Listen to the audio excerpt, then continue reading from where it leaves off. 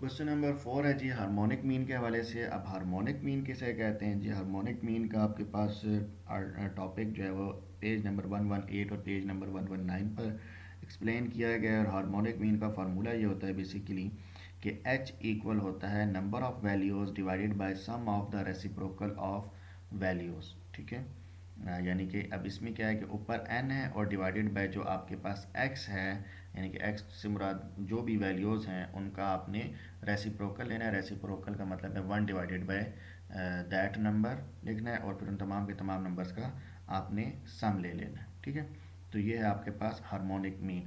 और इसी तरह आगे वो डेफिनेशन भी इसकी बता रहा है कि harmonic mean of data is the reciprocal of arithmetic mean of reciprocals values of the data. यानी कि अरिथमेटिक मीन का ही ये जो है वो एक तरह से रेसिप्रोकल है कि जिसमें आपके पास रेसिप्रोकल वैल्यूज़ ऑफ डाटा इस्तेमाल होती हैं।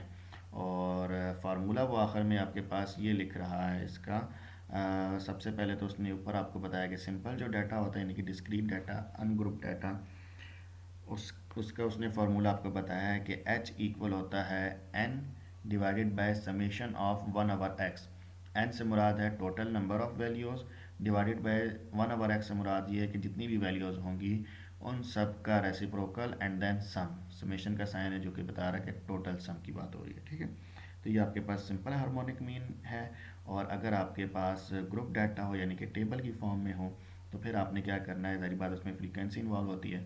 तो n की जगह ले लेगा समीशन ऑफ f, और इसी तरह जो नीचे आपके पास x है या 1/x है उसकी जगह क्या ले लेगा, summation of f into 1/x आ जाएगा। ठीक है, तो ये आपके पास इस तरह दो फार्मूले आ जाते हैं हार्मोनिक मीन के।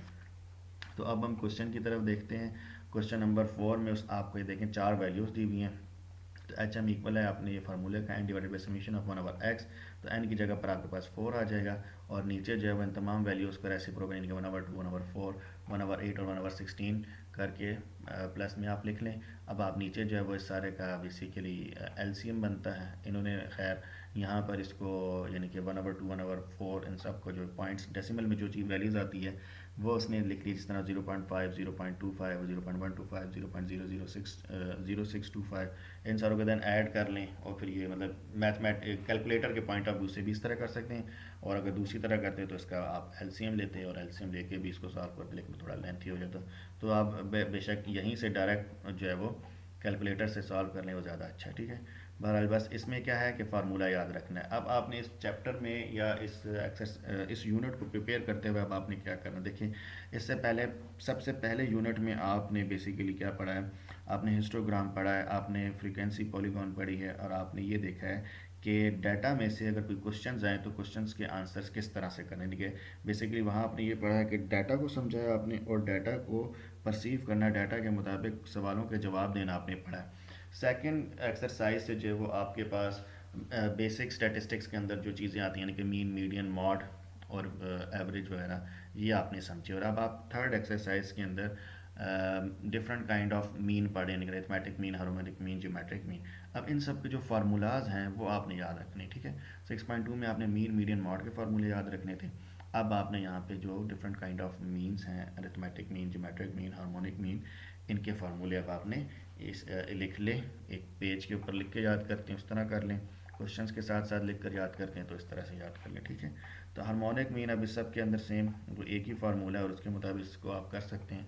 आई थिंक इसमें मज़ीद कोई ऐसी चीज़ नहीं है कि जो मुझे एक्सप्लेन करनी पड़े।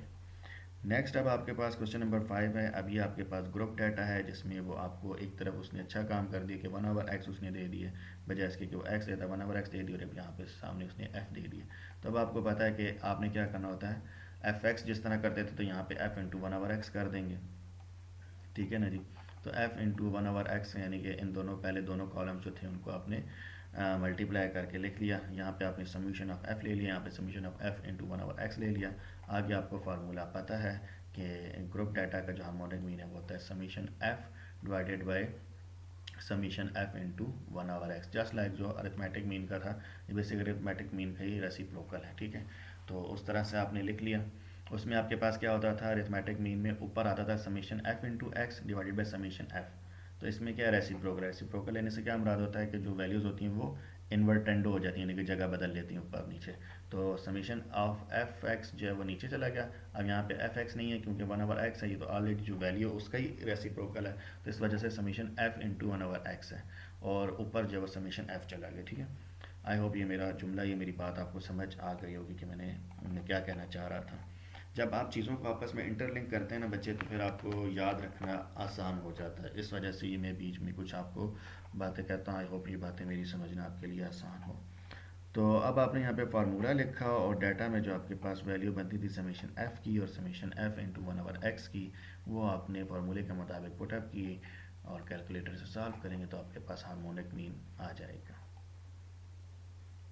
तो ये यहाँ तक तो आपने देख लिया जी, ये सिंपल सिंपल से क्वेश्चंस थे। अब इसके बाद जो है वो हम देखते हैं नेक्स्ट नेक्स्ट वीडियो में। अब हम इसके बाद क्वेश्चन नंबर 6 से ऑनवर्ड देखते हैं।